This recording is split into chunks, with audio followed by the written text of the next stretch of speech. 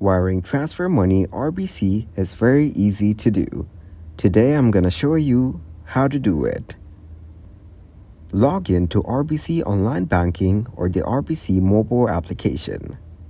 Navigate to the transfer section. Depending on the platform, the exact menu options might differ slightly.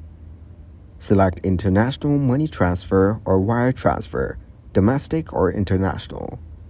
Choose the appropriate option based on your recipient's location. Enter the recipient's details.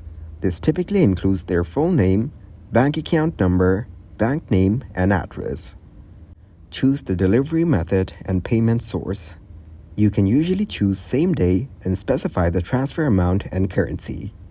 Double-check for accuracy before proceeding.